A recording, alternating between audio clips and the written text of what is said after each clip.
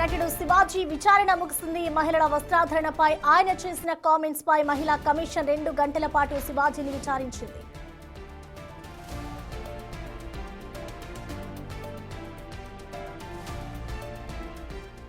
దండోరా pre release event లో మహిళల వస్త్రాధరణ, హీరోయిన్ల దుస్తులపై చేసిన వివాదాస్పద వ్యాఖ్యల నేపథ్యంలో నటుడు శివాజీ మహిళా కమిషన్ కార్యాలయానికి వెళ్లి విచారణకు హాజరయ్యాడు. దండోరా ఈవెంట్ లో హీరోయిన్ల వస్త్రాధరణను విమర్శిస్తూ శివాజీ చేసిన వ్యాఖ్యలు తీవ్ర దుమారం రేపాయి. ముఖ్యంగా ఆయన వాడిన కొన్ని అసభ్య పదజాలం పట్ల మహిళా సంఘాలు, సినీ ప్రముఖులు మండిపడ్డారు. ఈ విషయాన్ని తీవ్రంగా పరిగణించిన తెలంగాణ మహిళా కమిషన్ దీనిని సుమోటోగా స్వీకరించి శివాజీకి నోటీసులు జారీ చేసింది. వివాదం పెద్దదవడంతో శివాజీ ఇప్పటికే సోషల్ మీడియా వేదికగా బహిరంగ క్షమాపణలు కూడా చెప్పారు. అయితే ఈ వివరణ సరిపోదని భావించిన కమిషన్ వ్యక్తిగతంగా హాజరై వివరణ ఇవ్వాలని ఆదేశించింది.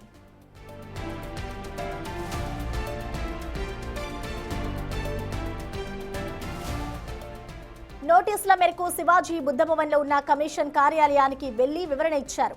కమిషన్ సభ్యులు ఆయన చేసిన వ్యాఖ్యల వెనుక ఉన్న ఉద్దేశం, వాడిన పదజాలంపై ఆయనను ప్రశ్నించారు. శివాజీ ఇచ్చిన వివరణపై కమిషన్ సంతృప్తి చెందుతుందా లేదా అనేది తెలియాల్సి ఉంది. ఒకవేళ వివరణ సరిగా లేకపోతే కమిషన్ కఠిన చర్యలు తీసుకునే అవకాశం కనిపిస్తోంది.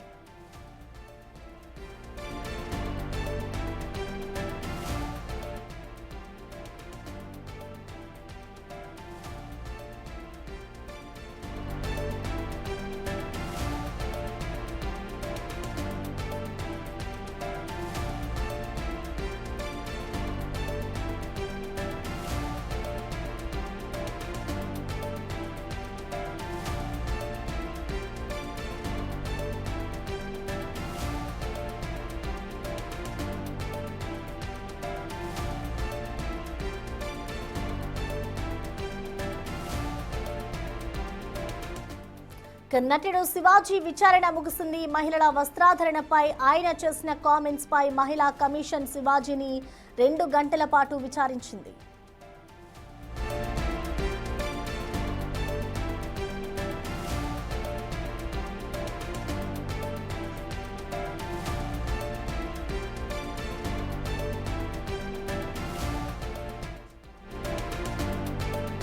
మహిళల డ్రెస్సింగ్ పై అనుచిత వ్యాఖ్యలు చేసిన శివాజీకి ప్రశ్నలు సంధించింది మహిళా కమిషన్. మీరు చేసిన వ్యాఖ్యలు మహిళల గౌరవం, వ్యక్తిగత జీవితంపై ప్రభావితం చూపుతుందని కమిషన్ భావిస్తోంది. మీరేమంటారు శివాజీ అని ప్రశ్నించింది. అలాగే సినిమా నటుడిగా మీ వ్యాఖ్యలు సమాజంపై ఎఫెక్ట్ చూపుతాయని మీకు తెలిసే ఇలాంటి వ్యాఖ్యలు చేశారా అంటూ మహిళా కమిషన్ ప్రశ్నిస్తోంది. ఇటు మహిళల వస్త్రాధరణ ఆధారంగా వారి వ్యక్తిత్వాన్ని అంచనా వేయడం రాజ్యాంగ స్ఫూర్తికి విరుద్ధమని తెలియదా?